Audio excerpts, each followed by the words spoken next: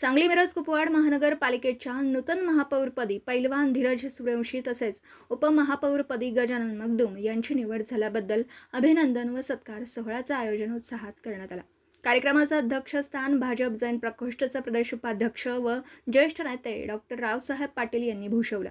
यावेळी स्वदेश ट्रस्टचे हर्षद पाटील, सागरदादा पाटील, विपुल पाटील, सांगली जिल्हा शिक्षण संस्थेचे उपाध्यक्ष इंडी बिरनाळे, जैन प्रकाशचे शहर जिल्हाध्यक्ष महावीर पाटील, भोसे पंचायत समितीचे नूतन सदस्य मनोज पाटील, सेक्रेटरी विनोद पाटोळे, वैभव गुरव, अरबोळे, प्रशांत चव्हाण, गणेशनगर चॅरिटेबल ट्रस्टचे निकम वकील, सतीश सारडा, प्रमोद शेटे, मदनभाऊ पाटील, युवा मंचचे अध्यक्ष शीतल लोंढे, शीतल पाटील, जयराज बर्गे, बीजेपी युवा संघटनेचे शांतीनाथ कर्वे तसेच अनेक पदाधिकारी व कार्यकर्ते मोठ्या संख्येने उपस्थित होते।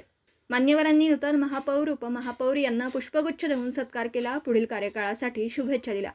शहराच्या सर्वांगीण विकासासाठी सर्व घटकांनी एकत्रितपणे काम करण्याचा निर्धार यावेळी व्यक्त करण्यात आला। शहरातील प्रलंबित प्रश्न, मूलभूत सुविधा, स्वच्छता, पाणी पुरवठा आणि पायाभूत विकासाच्या कामांना गती देण्याबाबत सकारात्मक भूमिका मांडण्यात आली।